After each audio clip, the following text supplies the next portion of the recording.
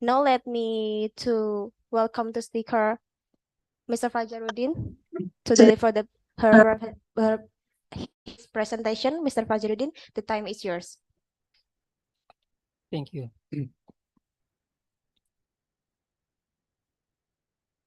Bismillahirrahmanirrahim. Alhamdulillah wassalatu wassalamu ala Rasulillah wa ala alihi wa sahbihi wa mawalah. Asyhadu an la ilaha illallah wahdahu la syarikalah wa asyhadu anna Muhammadan abduhu wa rasuluhu la nabiyya ba'dah.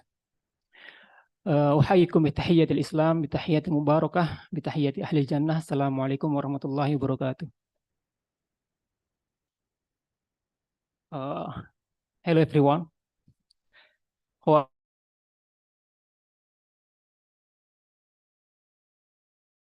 Yeah, I heard from my friend.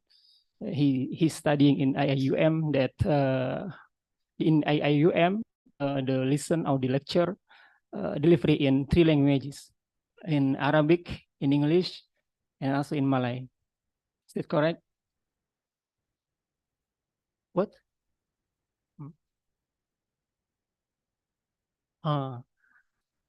Okay, it's very interesting. So you master 3 languages, right?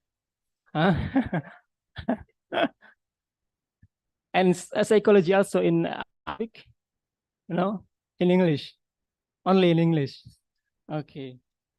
Yeah, actually, I'm not fluent. I'm not really fluent in English. I studied. I finished my master degree in King Saud University in Saudi Arabia, and it was in Arabic.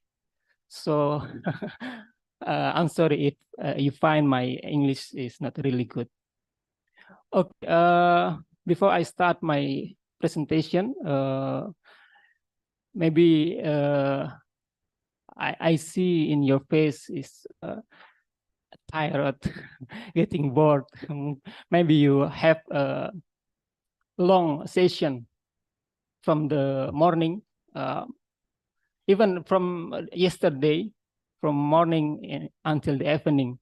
And before I start my presentation, maybe we can play a little game. I call it a rain game. A rain game, yeah. Maybe you stand up, please.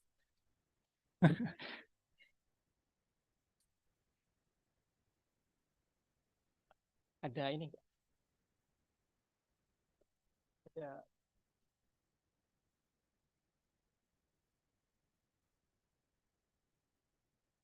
Okay. The committee and the committee also can join this game. Please stand up, committee, UMS student. And this is a little game. I hope you can. This game can break the ice. You can turn your body to the right. Okay.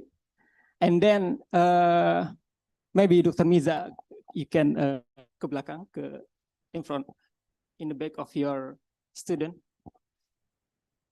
Yeah. And then please put your hand on the shoulder of your friends.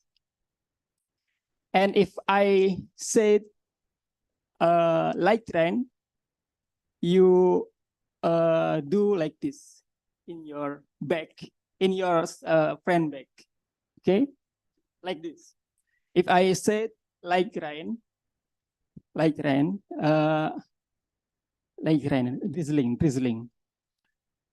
Okay. You do like this in your friend's back. And if I said heavy rain, you put your shoulder friends and massage her shoulder or his shoulders, okay? This is for heavy rain, okay? And if I say storm, you can do anything you want to your friend, okay? We are in the rainy season right now. Okay, we start with drizzling. Okay, drizzling. You can move to from the top to the bottom of your soldiers, and then heavy rain. Heavy rain. Okay, and storm. So, okay, enough. Okay, enough. Now turn your body to the opposite. Okay. Put your hand on the shoulders. Light rain. We start with drizzling. And then heavy rain.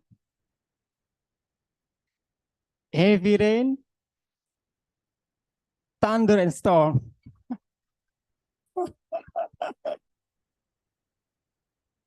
Okay, thank you very much. Thank you.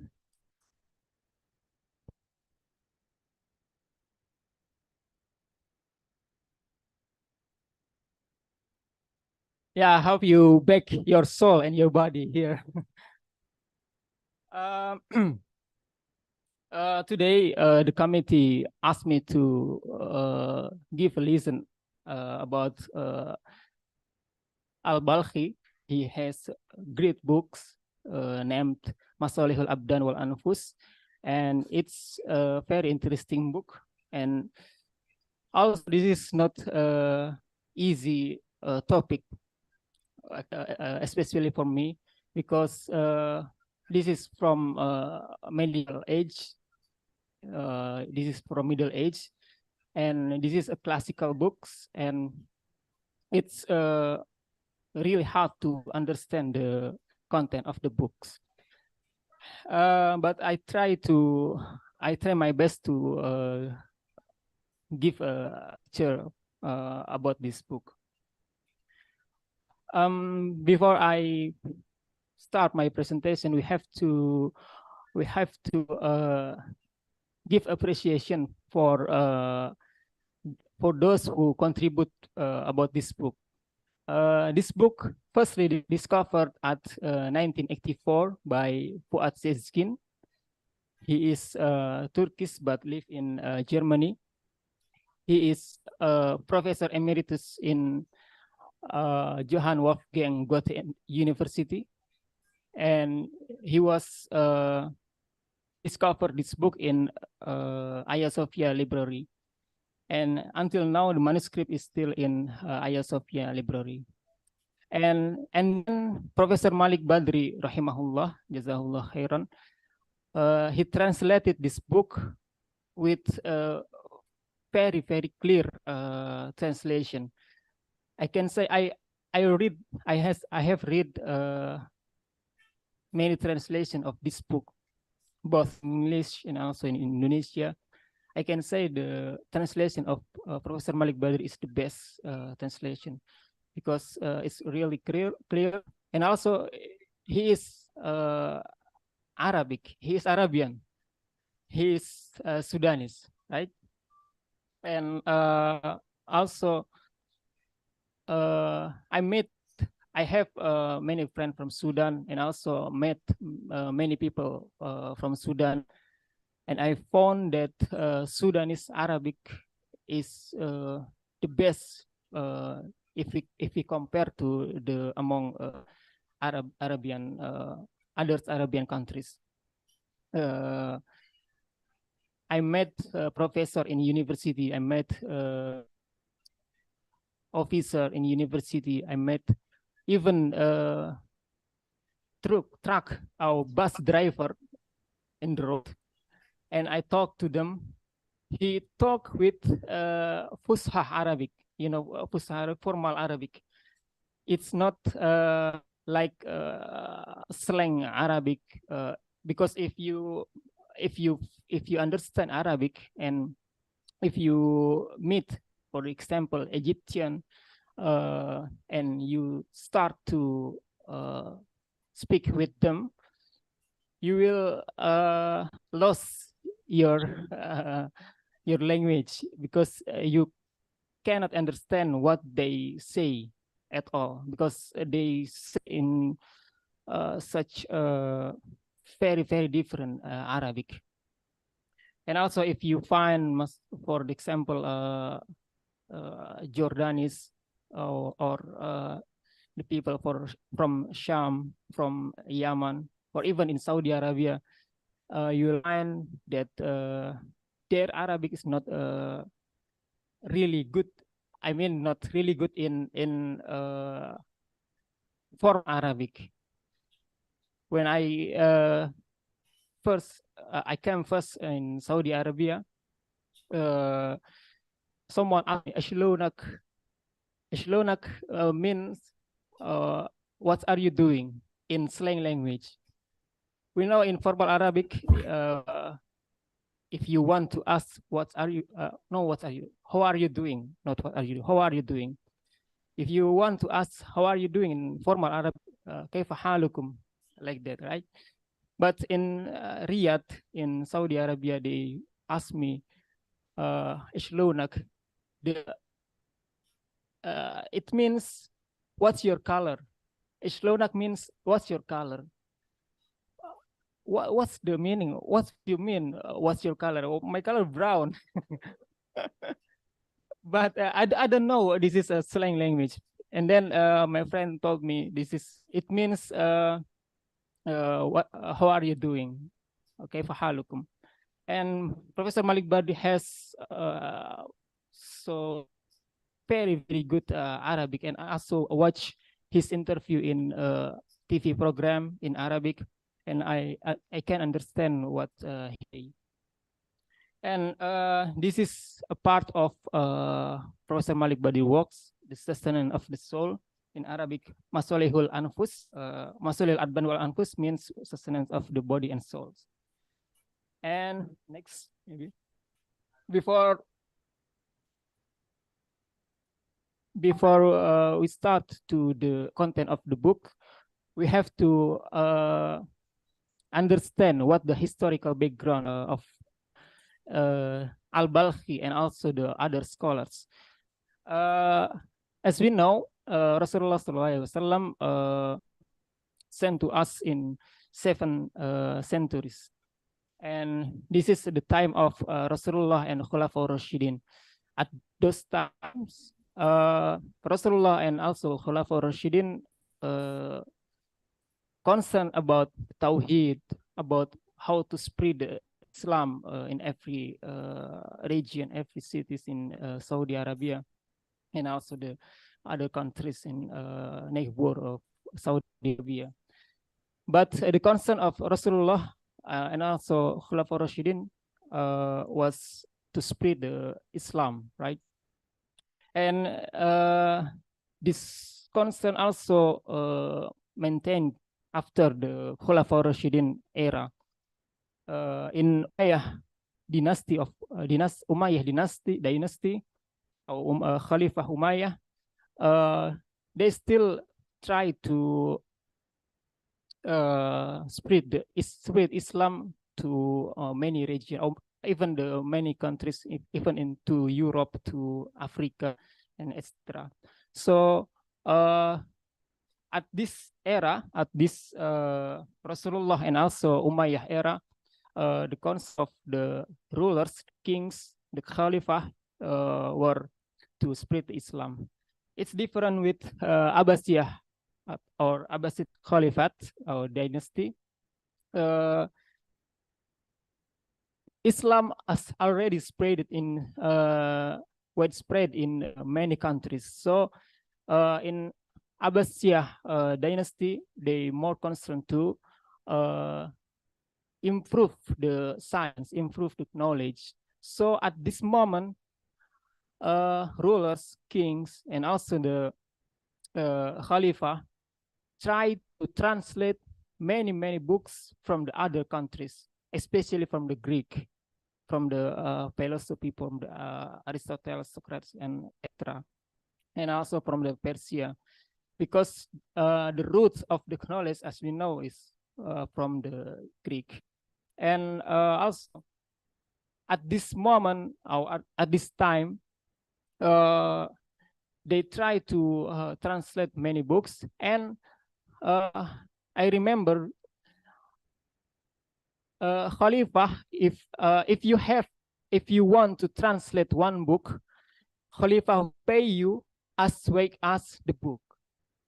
So if the book weight 1 kilo, you will pay by gold 1 kilo. So you can search for the most weight book and try to translate to Arabic, and you can get the gold as much as the weight of the book. So this is a price of Khalifah to the knowledge. And at this moment, also there are so many scholars who's concentrated to the science, the knowledge, not only religion, but also medicine and geography, mathematics, philosophy, and etc. And also psychology. And Al Balkhi come from this era, from Abbasiyah dynasty. And of course, this every dynasty, every era has their own characteristic, which is maybe very different to other dynasty. Like Al Ghazali has different characteristic to the Al Balkhi, and also Ibn Qayyim al Jawziyah, rahimahumullah. Okay, next. And we have to know about Abu Zayd al Balkhi himself. He was born in Simistian, now in part of Afghanistan. Maybe you can next slide. Yeah, this is a region in Afghanistan, and you can see at this region. This region is surrounded by Turkmenistan, Uzbekistan, Tajikistan, and also Pakistan. In the left, Iran. Next to Iran is Iraq. And these countries have so many scholars, Muslim scholars, like for example, Imam Ahmad ibn Hanbal come from Turkmenistan, and also Abu Dawud, Ibn Hibban, Imam Bukhari come from Uzbekistan, and Al Balkhi come from this region. And we know this area, this region, these countries have so many Muslim scholars, and we can take benefit from them until now. Imam Ahmad ibn Hanbal, he is the founder of Mazhab Hanbali, maybe in Malaysia, Imam Shafi'i, right? Yeah, Imam Shafi'i. Imam Hanbali is in the Saudi Arabia. And then Imam Abu Dawud, Imam Ibn Hibban, Imam Bukhari, he is the Muhaddith. Back to the previous slide. And he grew up and lived in Baghdad for 8 years. And he was one of the greatest scholars of his time in the field of philosophy. He was a polymath. He expert in many fields, many disciplines: philosophy, mathematics, history, medicine, even grammar, psychology, astronomy, geography, and politics. And this is normal in those era. Many Muslim scholars have expertise in many disciplines, like Ibn Sina, Al-Kindi, Al-Farabi, have expertise in many disciplines. And Al Balkhi composed about 60 works. Some ulama said 55 books, but I worked here, and also from the other reference is 60 work, 60 books, but unfortunately most of them non-existent. Only 2 books existent in this work.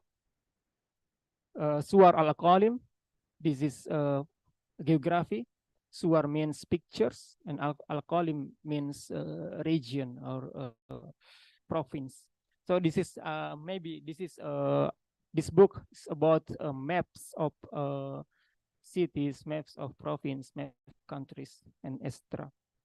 In Masalihul Abdan wal Anfus, which is we want to discuss this evening. Next. Okay, Masalihul Abdan wal Anfus consists of 2 parts. Masalihul Abdan, we don't discuss it now because this book is medicine, or maybe the student from the medicine or pharmacy can take benefit from this book. And also, it consists 8 chapters, and it is considered a guide in carrying out classic Islamic psychotherapy. Yeah, because in this book, Al Balkhi talk many things about how to get yourself calm from the anxiety and etc. And in this book also classifies neurosis into 4 types: fear and panic, al-khawf wal faza'a, and anger and aggression, al-ghadab, and sadness and depression, al-huzn wal juz'a, wal jaza', and obsession, wasawis as-sadr. At the moment, nowadays, we know DSM, Diagnostic and Statistic Manuals, has many characteristics of mental illness. And some of the characteristics in the DSM are very similar with this characteristic from Abu Zayd al Balkhi. And al Balkhi wrote in detail of how rational and spiritual cognitive therapy could be used to treat each one of his classified disorders. Yeah, we can discuss it later. Next. And this is the chapter of the book. First chapter is exposing the great need for promoting the sustenance of souls, how the urgency of sustenance of souls. Some translator translate masalih as nutrition. In Indonesia, some translator translate masalih as asupan. You know, asupan in Malaysia is asupan. No? Yeah, asupan. What? Yeah, nutrition. I told it. No. I mean nutrition. Different things with asupan. Asupan means consumption. Consumption. Yeah, something you can consume. Okay. Yeah. But Professor Malik Bardi used the sustenance. And then second chapter, sustenance of psychological health. Third chapter, ways of regaining psychological health when one loses it. Fourth chapters, enumerating psychological symptoms or disorder and specifying their distinguishing attributes. And the last 4 chapters talk about the disorders, anger, and then fear, and then sadness and depression, and then obsessive compulsive disorders. Next. At the very beginning, Abu Zayd al Balkhi talked about the urgency of the sustenance of souls. At the first, he tried to give us understand that every human being consists of at least two parts, body and also souls, and every part has their characteristic. If you feel illness in your head, for example, you can also feel illness in your soul. And if you find, for example, fever and also sickness or other illness, you can also find other illness in your mental, like anxiety, anger, sadness, and other similar symptoms. And he criticized the medical practitioners of his time, for their infatuation with physical illness and symptoms, and their restriction of therapy to physical means such as medicines and blood dating. Yeah, because at those times, most of the doctors, the practitioner of medicine, only concerned about how to cure illness by give the patients medicine or blood letting, like blood letting at those time is lintah apa ya? Tahu lintah? Yeah. No, not bekam, not hijab, not cupping. This is you use what's in English? What's lintah in English? What? Leech? Yeah. You use leech to pull out the blood from your body. Yeah, but it's different. This is different with bekam. Bekam come from Rasulullah. We know it very well. But bloodletting or lintah is, I don't know, come from where. So the doctor or practitioners use therapy to cure illness from the patients, and they ignore about the how soul of the patient, how the spiritual of the clients, and etc. Next. Yeah, Al Balkhi states that they neglect psychological aspects to the extent that their books were devoid of any reference or material on the sustenance of the nafs or soul and its psychological aspects. Yeah, as I said before, they ignore the psychological aspects. And also Al Balkhi emphasized the interaction between body and soul. Al Balkhi used term ishtibak in his book. Nowadays, we know term ishtibak as psychosomatic. You know, psychosomatic, right? Huh? Everyone know psychosomatic, okay? Yeah, how the interaction between body and soul and affect your health, either mental health or physical health. And he also said, if a body becomes sick, the nerves or soul or self itself would lose much of its cognitive and comprehensive abilities and fail to enjoy the pleasurable aspects of life. Yeah, if you have illness, if you feel, for example, toothache, you will for the example, your neighbor has a party, and then you feel toothache in your teeth, okay? You know, sakit gigi, and your tetangga kalian, jiran kalian punya party, punya pesta, and then play music in high volume, you will not enjoy the party of your neighbor because you have toothache, right? You cannot enjoy the party. And also, if you feel sadness, you feel angry, or you feel lonely, even if you come to the music concert, if you in the middle, even if you in the middle in the music concert, but if you feel lonely, you will not enjoy your life, right? And also maybe loneliness can affect your body, your physical health. This is a statement from the Al Balkhi. And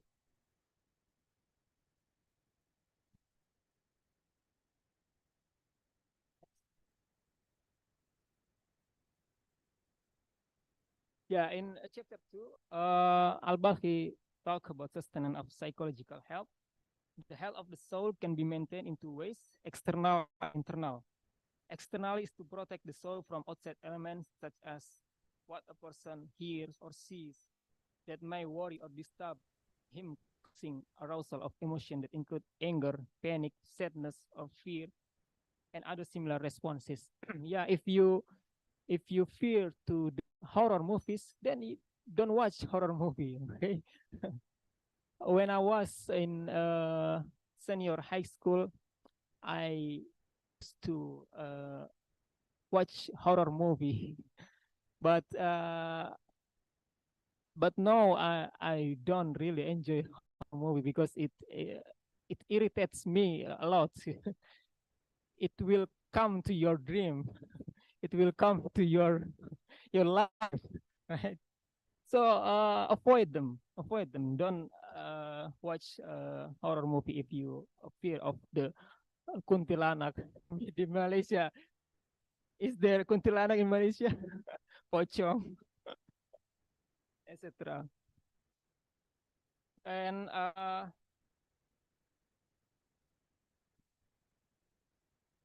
internally means to protect the soul from internal symptoms of negative thinking about what might harm the person with respect to the symptoms or disorders. And it can be two ways. You can do or you can avoid negative thinking.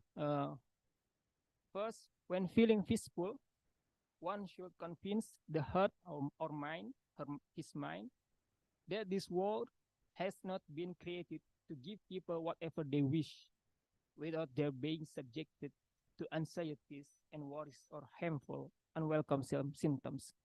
At this sentence, maybe next, Al-Balkhi tried to uh, give us understanding about the four therapeutic techniques. At the first, by asking the emotional disorder to choose the time in which he is fully relaxed. Why we have to choose relaxed time to think about our problem? Anyone?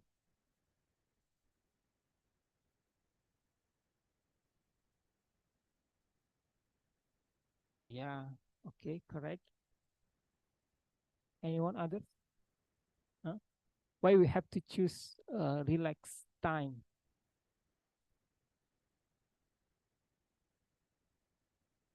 Hmm? What?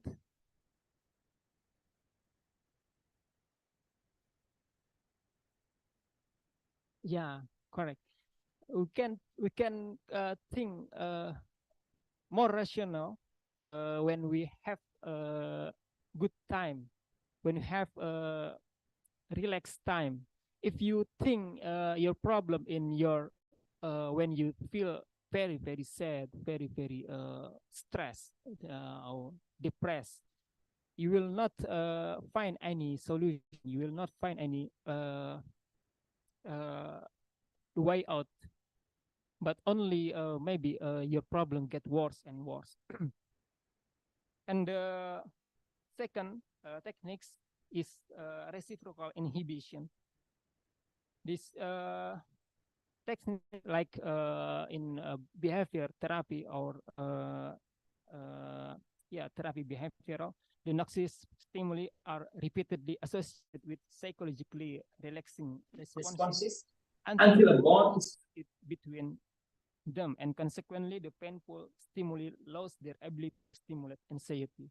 Yeah, you try to change the negative thinking to positive thinking when you feel anxiety, you try to think more positive.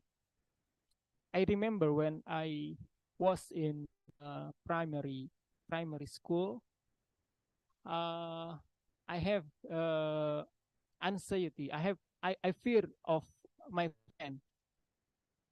He was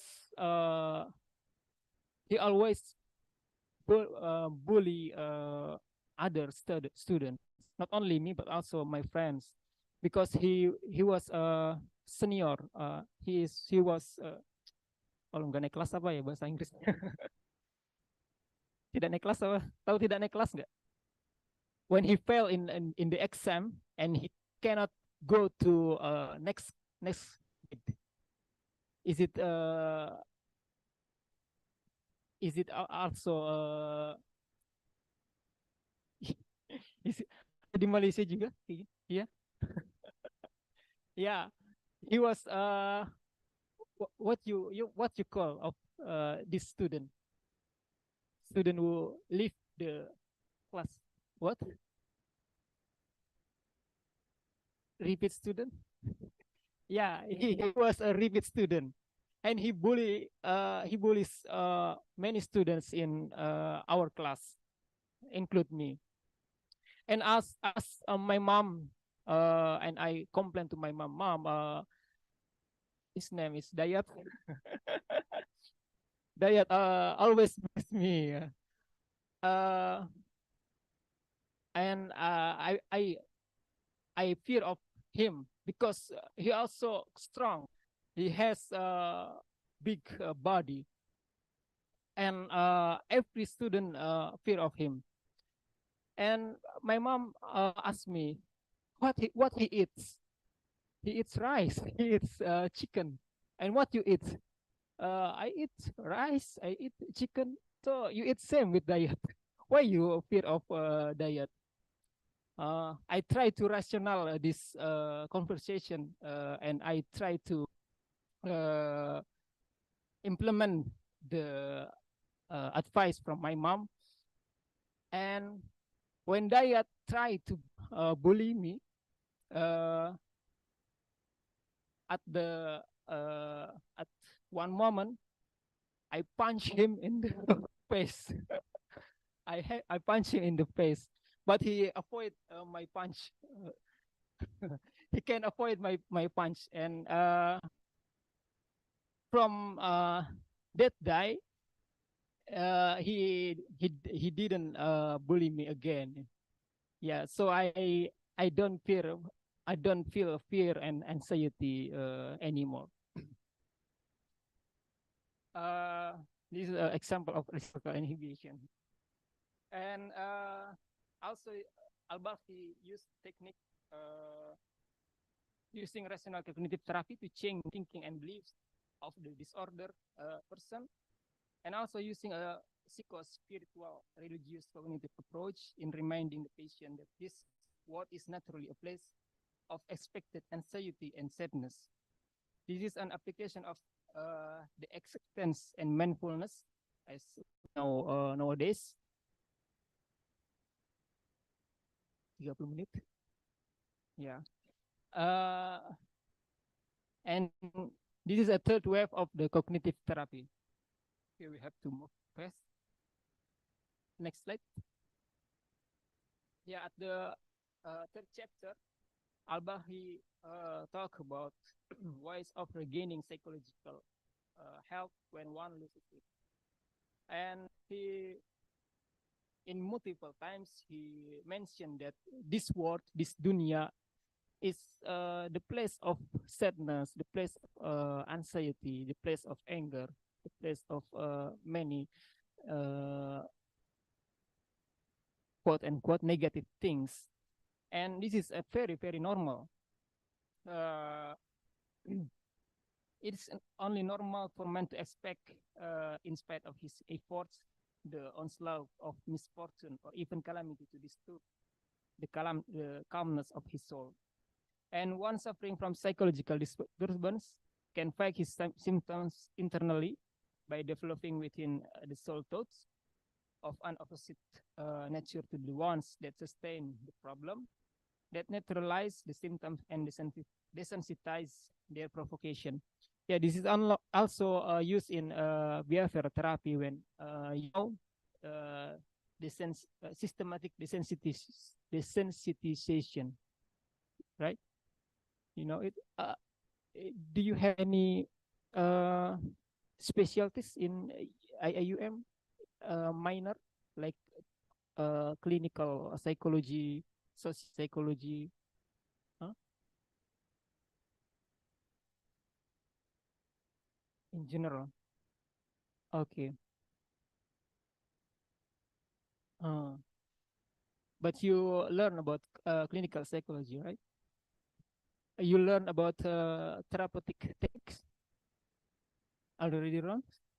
You know CBT, cognitive behavior therapy. Yeah, this is on very related to cognitive behavior therapy. Next.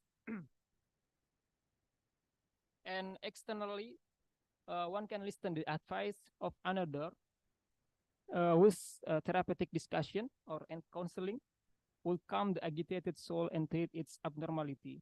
Yeah, the Al Balkhi also emphasized about the role of the others people, role of the significant others, maybe your parents, your ustads, your guru, your mother, your sisters, who can affect your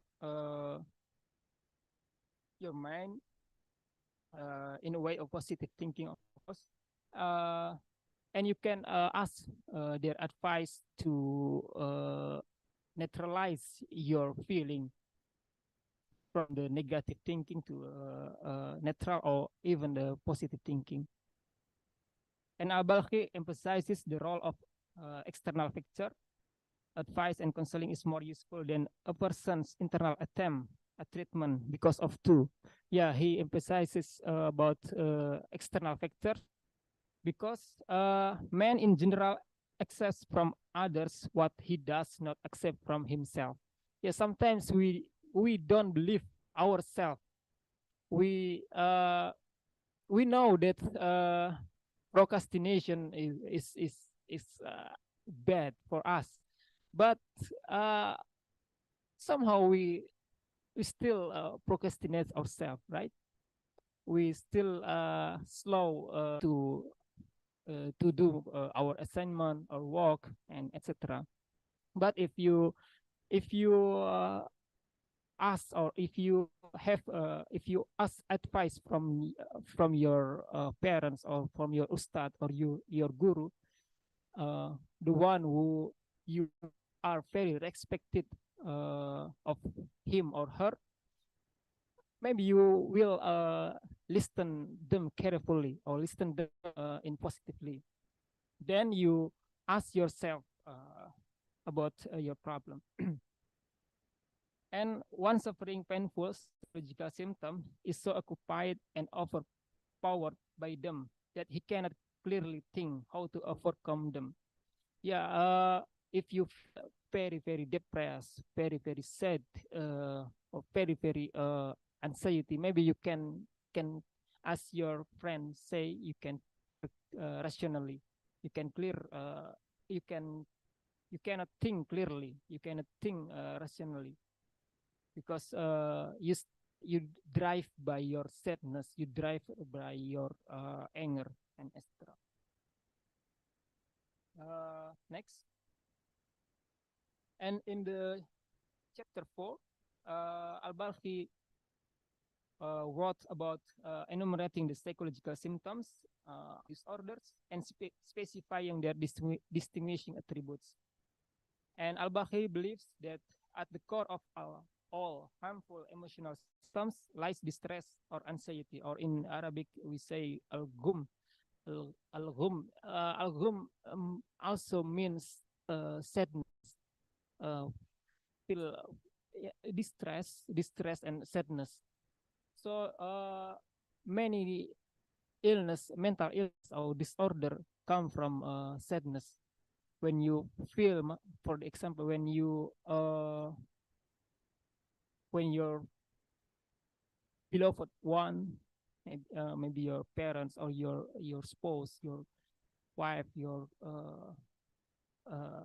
husband passed away, you will feel very sad, right? And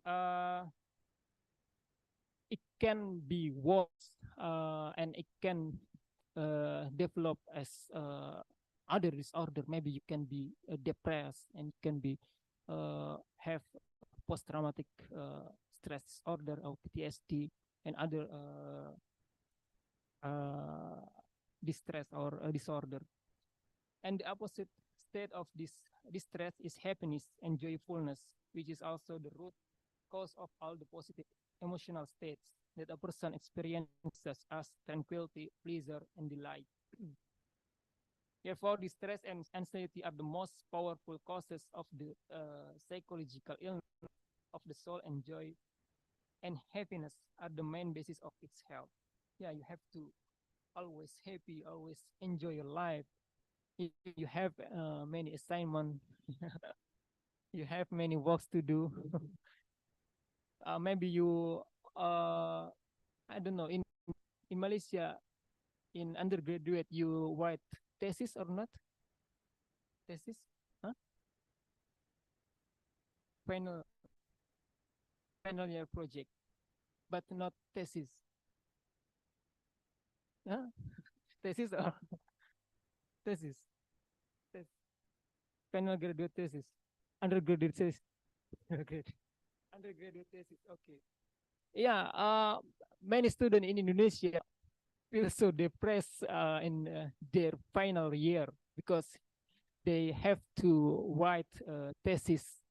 I think it's very common in Indonesia. I don't know in Malaysia how you feel. What's in Malaysia? Are they also feel depressed? They feel stressed when they write their final thesis, final undergraduate thesis? Huh? Yes. Yeah.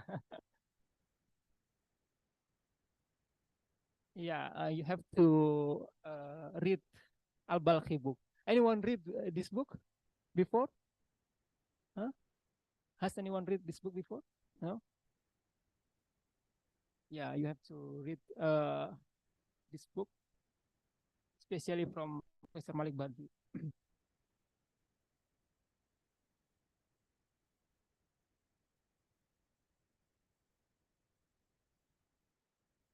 Yeah. Next.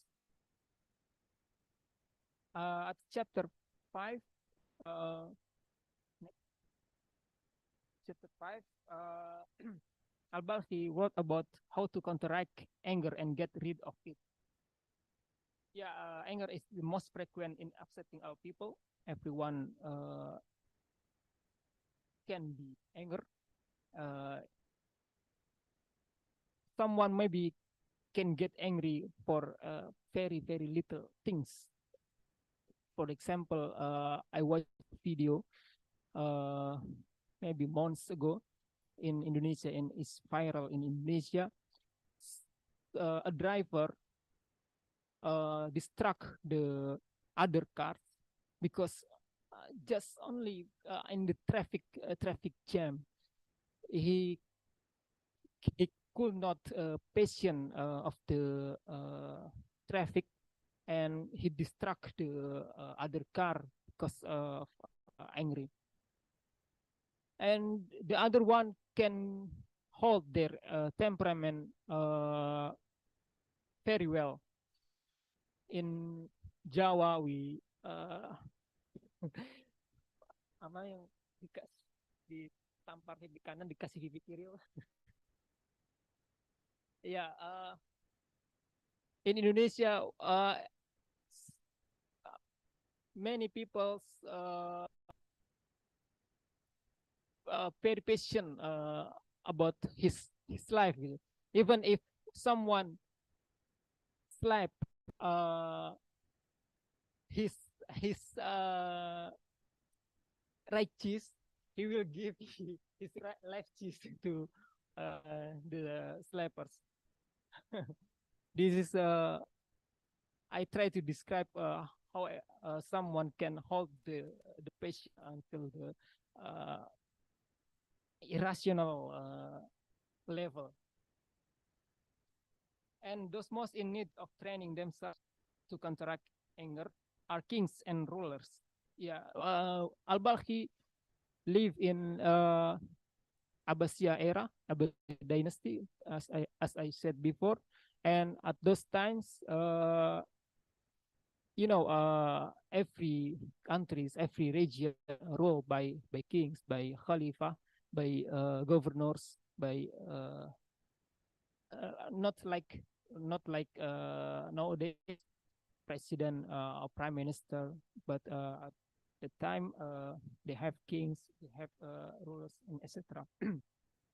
And their anger, such person will require both an external advisor and an internal self-treatment approach.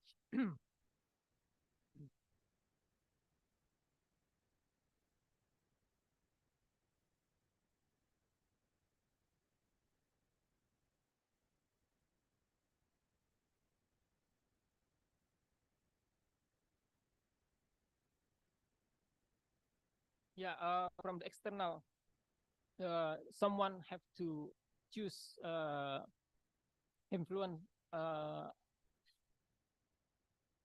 select and appoint wise men from his favorite companions to be with him and to permit them to counsel him, remind him about the harmful aspect of uncontrolled anger, and enlighten him. And for this reason, sensible kings have always keep wise men around in special or public meetings. Yeah, if you watch kingdom movies, uh,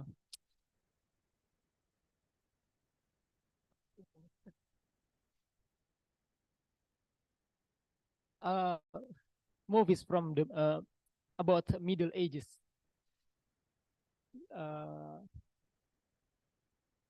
every king has their wise man beside him to advise him, to give him out to to console him, and give him advice how to do, how to conclude the problem, or to find the solution of the problem. And this also mentioned, Rasulullah sallallahu alaihi wasallam already mentioned this thing with his hadith when Rasulullah said, innamal masalul jalis salih wa jalis su ka jalis wa nafikh al-kir. The example of someone who sit down with mist seller, perfume seller, and the pandai besi apa bahasa Inggrisnya? Hah? Pandai besi apa sih bahasa Inggrisnya? Pandai besi itu ya, yang bikin huh? Lexman, ya, Lexman. You know this hadis? Ya, kalau kamu berteman dengan pandai besi, maka kamu akan kena baunya, kan? Kalau kamu berteman dengan penjual minyak wangi, kamu akan merasakan bau harum gitu, ikut kena wanginya.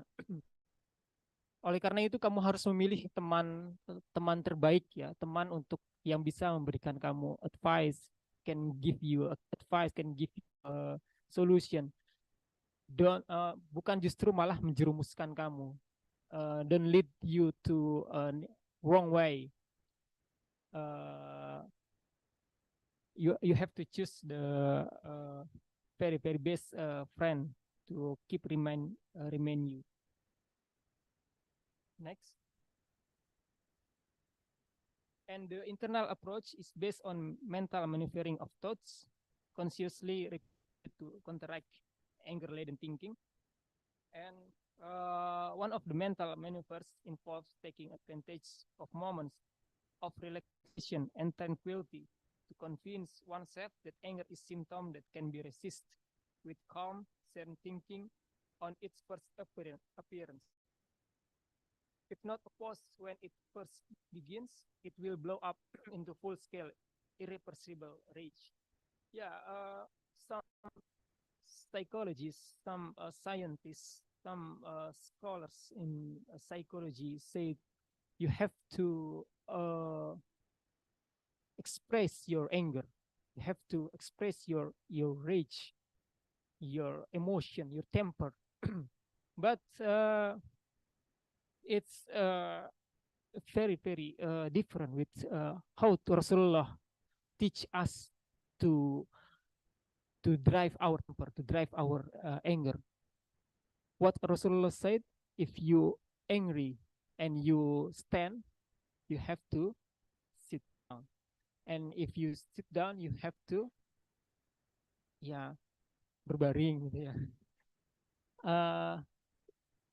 You you you might not to express your anger, your temper.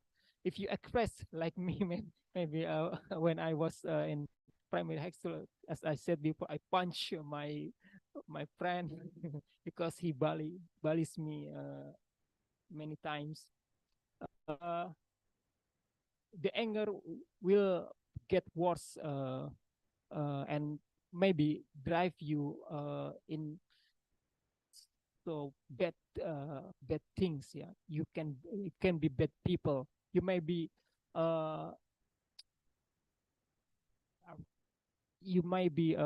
melukai.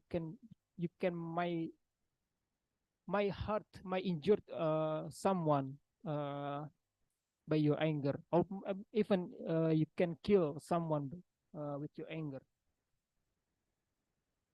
So at the very first moment, you have to relax your body.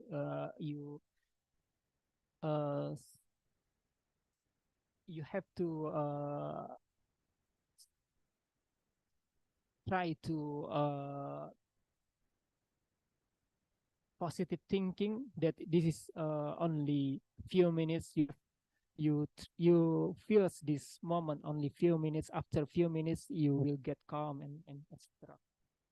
And another aspect of positive thinking is to remind the thinking souls of the great virtues of patience and forgiveness. And maybe this is not teach in modern psychology, right? Because modern psychology, as we know, yeah, they are secular, right? They don't think about the after the world. Then they don't think about the akhirat, right? We think about the akhirat. Why? If we forgive other people, if we patient, we will get good. We will get Jannah. We will get heaven at the akhirat. And ask yourself whether it is better to give forgiveness to execute vengeance, exposing the soul to the expected pain of regret. And one mortal maneuver is to realize that quick severe vengeance and reprimand will surely end up detrimental to the intimate warm relation. Yeah, if you express your anger, if you express your temper, you will break your relation with your maybe your friend, your spouse, your family, your siblings, and etc. And another way to counteract anger is to concentrate one's negative feelings toward the wrong deed of the subject concerned and not towards the offender as a human being. Yeah, you don't think about the people, the human being.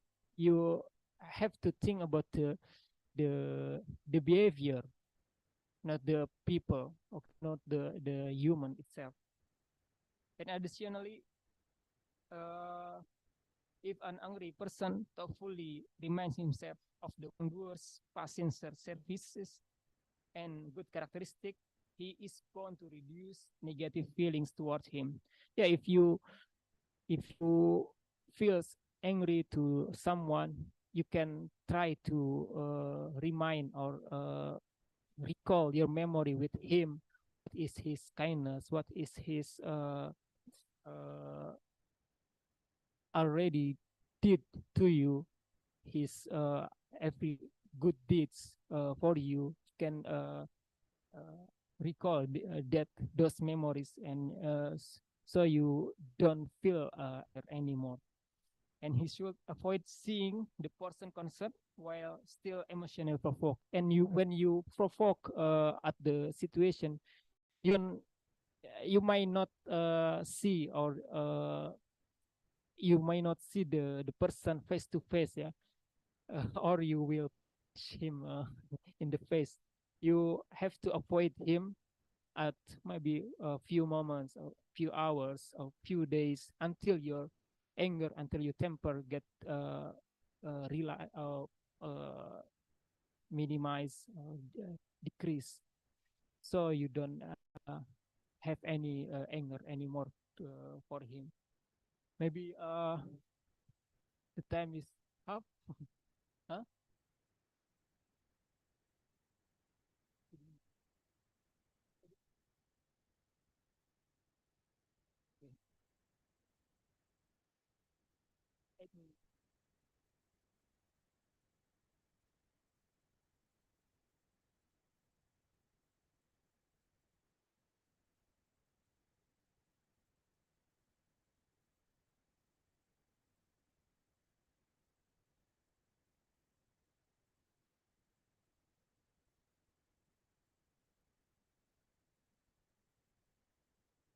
Yeah, at the chapter 6, Al Balkhi talk about tranquilizing fear, and this is very common in human being.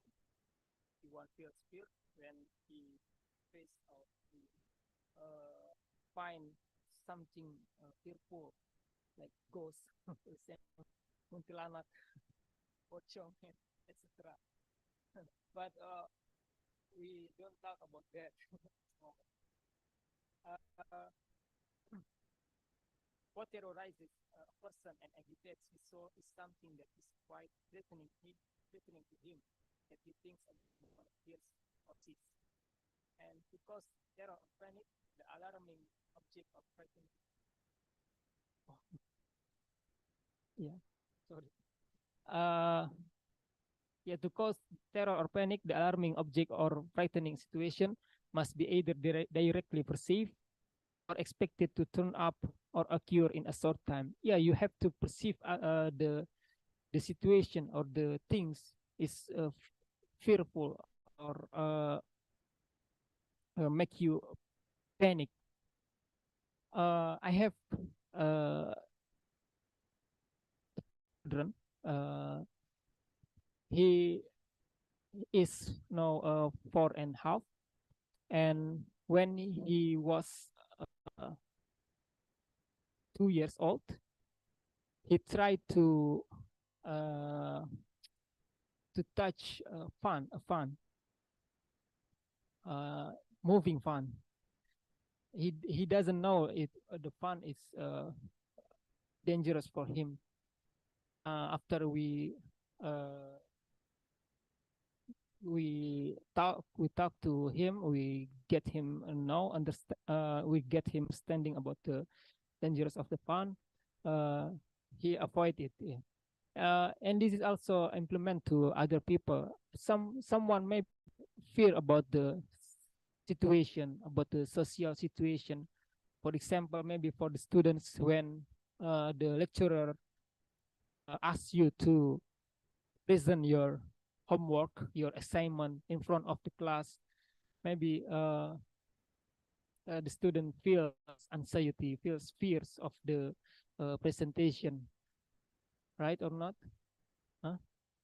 Yeah, yeah. But for the other peoples, maybe the presentation, public speaking is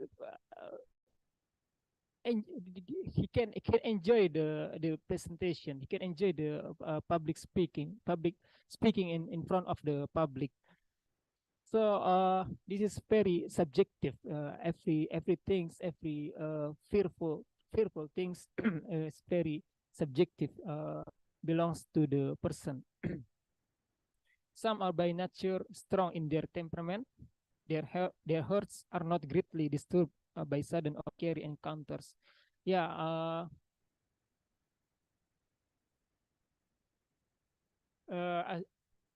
Maybe when you if you found a dead body in the road, for example, you will irritated, or you will fear of the dead body. You will if you find mayat apa sih? Mayat, huh? Corpse. Yeah, if you find corpse in the road, maybe you will fear of the corpse. But policemen, doctors, and maybe the armies, they uh, they are used to look the dead body in the hospital, or in the road, or in the many places. So they don't feel any fear of the dead body. And on the other hand, are those whose disposition is too reactive, that they may become stunned and rendered unable to think of any way out of their predicament. uh, and the fear created by the expectation of threatening experience is much greater than the real experience itself, if it actually occurs. Because most of what man is afraid of is not really as harmful as he expects. Yeah, when you feel anxiety, when you feel fear, uh, talk in front of the people, in front of the public, maybe you feel fear to the people will laugh at you, will uh, yeah, you will get nervous in the front of people, and etc. But if you try the presentation, you come to in front of the people, maybe these things only in your mind. The people will not laugh at you. You will, maybe you will nervous at the first time, but after 5 times, after 5 minutes, after 10 minutes, maybe you will enjoy your presentation. And it's also I also feels the anxious when I was at the first time give a presentation when I was undergraduate student, because I never give presentation in front of people.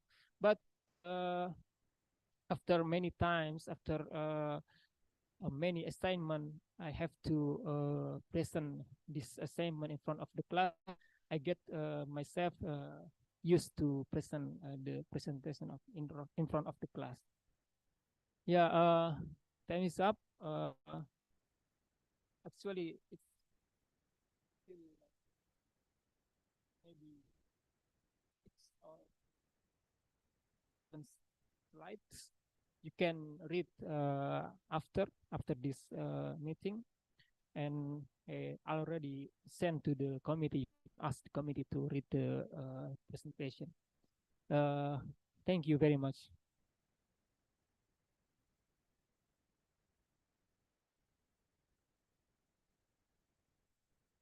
Okay, thank you very much, Mr. Fajarudin. Now we come to the question and answer or discussion session. If you want to give a question, please raise your hand.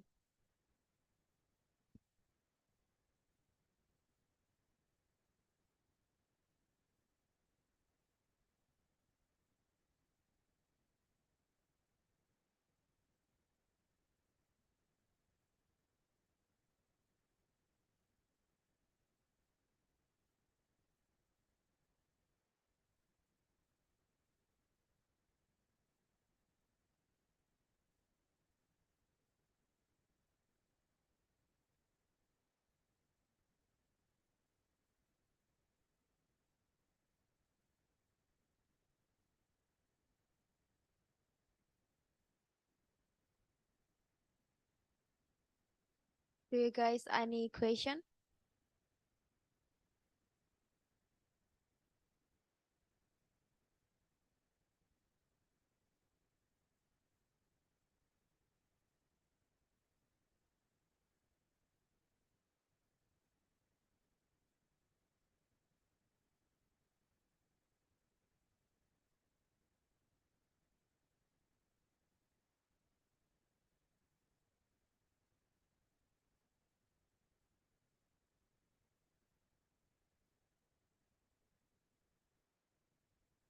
Forgive that person. Like, what if it's the more you think about that person, the more you think about the wrongdoing, and even though no matter how much you try to think about the good things, um when you're around that person, you still cannot forgive them. So like, how do you go about that as a Muslim? Just like an advice. Yeah. Okay. This really happened? Yeah. Yeah, okay. Langsung jawab. Yeah. Yeah, I remember the story of Rasulullah SAW when his uncle Hamzah killed by what's his name? A slave from the Africa. Wahshi killed by Wahshi, and then when Rasulullah come to Makkah to conquer the Makkah, Wahshi tried to get out from the Makkah, but he cannot get out from the Makkah, and he has no choice, but only he has to convert to become a Muslim, to Islam. He was kafir Quraisy before he become a Muslim, and he shahadah in shahadat in front of the Rasulullah sallallahu alaihi wasallam. Rasulullah feels very angry of this person because he loves very much about his uncle Hamzah. He loved very much, and he attached him very much. He has bond with him very tightly. So he feel very upset, feel very sad when Hamzah radhiyallahu anhu killed by Wahshi. And but Wahshi come in front of him as a Muslim. He surrender. He tried to become a Muslim. Rasulullah can get himself his temperament, and he said, I receive you as a Muslim, but you don't come to me anymore. Please go away. Don't come to me anymore. This is the maximum level of patience of Rasulullah, I think, because before Wahshi, maybe Hindun, for example, the wife of Abu Jahal, he also eats Hamzah hurts, and Rasulullah can forgive Hindun, but for Wahshi he forgive him, but he don't want to meet him anymore. Rasulullah already teach us how to patient to other people, even for the context of Rasul. Someone killed his uncle. It's very it can save it. You handle this temper. But Rasulullah sallallahu alaihi wasallam still has his patience and forgive Hamzah, forgive Wahshi, but he doesn't want to meet him again. I think this is my answer. I don't know if it's answer or not, but we can try to learn learn a lot from Rasulullah and also Sahabat story. Anyone else? Yeah.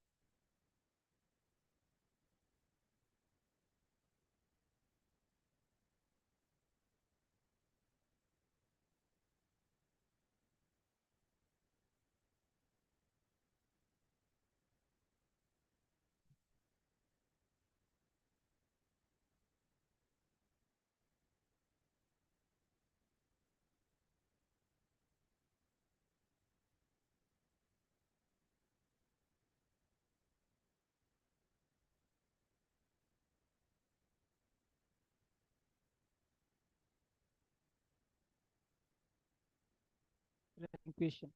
Uh, Actually, it's in chapter 7.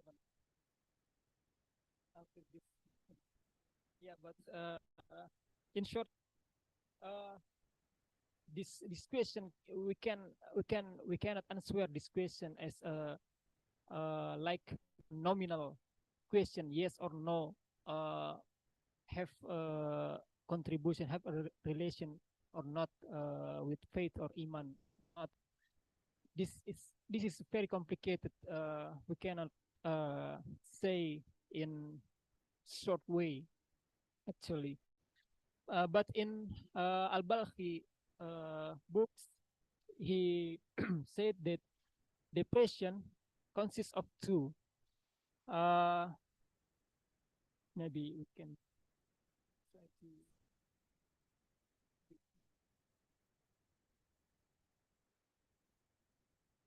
next. Yeah, this one. First, has a clear identifiable causes such as the death of a beloved one, or lost wealth, or something that a person greatly values, and has no obvious cause related to bodily symptoms such as the impurity of the blood or anemia. I don't know if it's right or not. Impurity of the blood means anemia. Anemia, is it right? Huh? Impurity of the blood. Huh?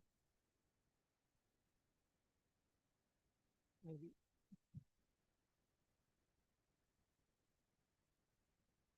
Yeah, and its course and change in its contents. Yeah, Al-Balkhi divided depression, indigenous depression, and reactive depression. Reactive depression when you lost someone you love him or you love her. But indigenous depression, such like Al-Balkhi said, maybe something happened in your body.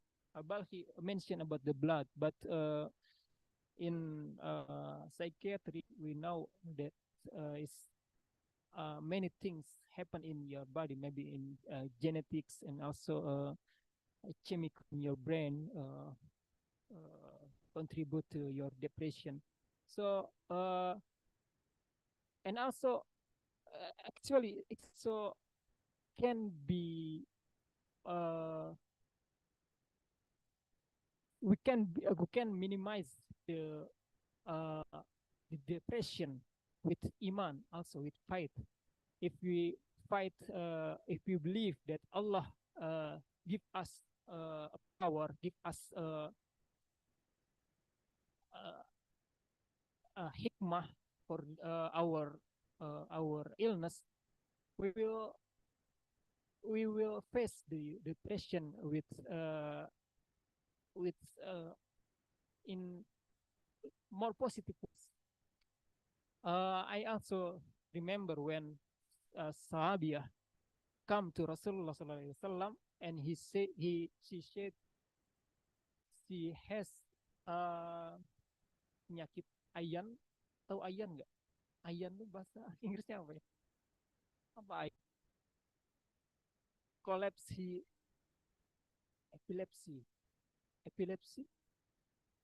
epilepsy. She has epilepsy, and she asked Rasulullah, "Ya Rasulullah, I want to heal my epilepsy. I don't want feel epilepsy anymore. I can cure your epilepsy at this moment, but I give you two choices. You want to heal your epilepsy at this moment, or you passion your epilepsy and you will get Jannah the akhirat." And the woman, the patience, she tried to be patient to face the epilepsy. And also, if you feel depressed or someone feel depressed, if he or she has iman, he has faith that Allah will help him or her to cure or to heal his depression, he will minimize the negative effects of depression. I think like that. Yeah. Okay. Anything else?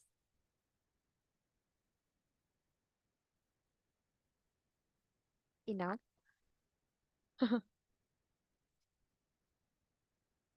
I think. Okay, finally come to the end of this session. I'd like to thank the speaker for informative and interesting presentation, and all the participants for the very active participant. Finally, give the applause to the speaker and for.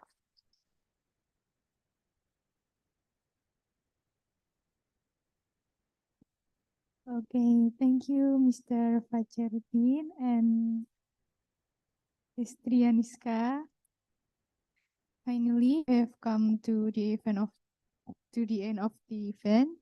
It is truly an honor for me to be here today as the Master of Ceremony on the event. We would like to express our thanks to Dr. Nisa Rahmah, Dr. Lucy, Dr. Firdaus, and Mr. Fajarudin, who were the speakers today's course. And we also express our gratitude to Prof. Dr. Nurul Miza and all the participants and committees who attended today. I'm Devani.